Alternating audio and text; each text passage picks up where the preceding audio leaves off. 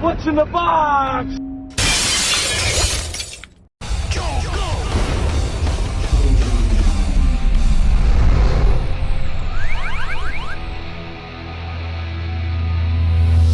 It's time to celebrate a new year of awfully good movies by taking a look at a guy who helped set the standard for us online critics who like to make fun of bad entertainment. The angry video game nerd. Ever since James Rolfe started taking us back to the past to play the shitty games that suck ass, he's racked up millions of views on YouTube and one dedicated fanbase which I hope does not want to kill me by the end of this review. So in the tradition of the Three Stooges or any token SNL character, it only made sense for Rolfe to take this character from 5 to 20 minute chunks to a full-length motion picture. And with over $300,000 of funding raised by his fans, he did exactly that by co-writing, co-directing, co-producing, and starring in last year's Angry Video Game Nerd, the movie. Now this is really a risky proposition, to go from being a critic of shitty entertainment to potentially becoming a creator of shitty entertainment. I should know, when I made the awfully good movie, that was a devastating failure for me. It is my duty as a film critic to take this, the only copy of the worst movie ever made, and destroy it in the fires of Mordor. But even though I consider the nerd to be a great critic, I am going to take my bias out of it and tell you whether his feature film debut is a shitload of fuck or the fucking shit. So let's pop this fucker in and see what's up. So anyone vaguely familiar with the nerd's history knows the one shitty video game that tons of people have asked him to review, the infamous video game adaptation of Steven Spielberg's E.T. for the Atari 2600. Well, in this flick, the nerd has gotten tired of the constant requests for a review of E.T., or E-E-E-T-E as it's spelled in this movie to avoid copyright shit. That's one of my favorite Spielberg movies, by the way, right behind Jurassic Park and Lincoln. So the nerd decides to travel with his buddy, played by Jordan from the Bernie Mac show, all the way to Alamogordo, New Mexico, where he hopes to debunk the famous myth of the 1,000 or so unsold ET cartridges buried there by Atari after the game's failure, as sponsored by an executive from a video game company that looks to release a sequel to the game known as Cockburn Incorporated, whose logo looks oh so suspiciously like one of the Angry Birds. Subtle satire of the video game industry. But soon they're spotted by military general Dark Onward, who believes that the trio is hunting for an actual extraterrestrial. Goddamn terrorist alien hunters blow their nuking asses out that shit and back again. So the nerd is on the run from the army and soon discovers that there's far more to the story of the ET game than he thought. Namely that the game acts as a map to the hidden location of Area 51 where an actual alien is locked up. Ooh, we have an alien now too, huh? And that, my friends, is just the top of the many plot details that intersect in this flick, which I thought were really going nowhere in the first hour or so. At that point, I was thinking that for a show as gleefully silly and crazy as the nerd's is, his movie version seemed pretty straightforward and standard and kind of boring. Thankfully, the second half really ups the craziness level to the point of saving the movie. You get an intergalactic super being who gets woken up and attacks Las Vegas Godzilla style. Death Moth 6 is a cyber mutant death god living under Mount Fuji.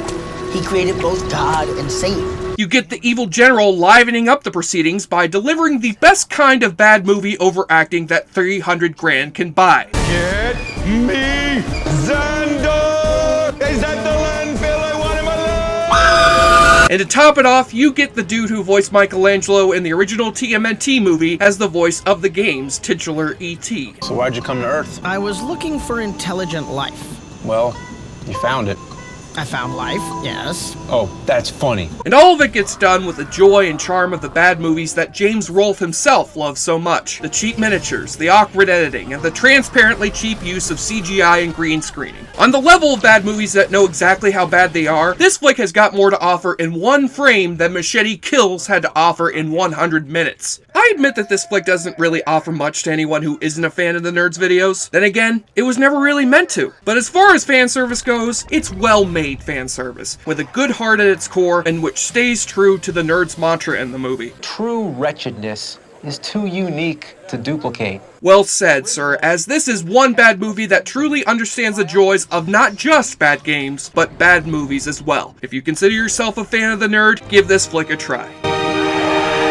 Now it's time to drink some Rolling Rock, but I'll leave it up to you whether or not you want to drink it on the Rollin' Rocker. I'm drinking Rollin' Rock on the Rollin' Rocker. And play the awfully good drinking game.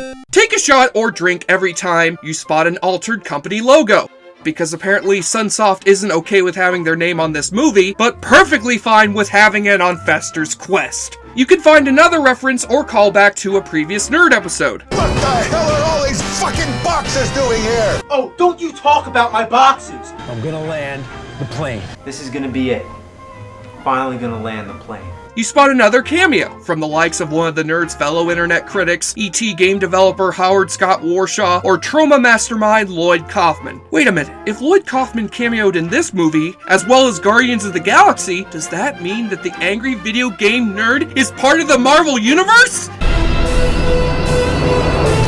And yes, I do feel stupider for making this joke. And take a double shot for the 2 times General Onward loses one of his arms. And yes, there is a Monty Python reference. Don't worry, son, it's just a flesh wound. I love it when the movies do my job for me.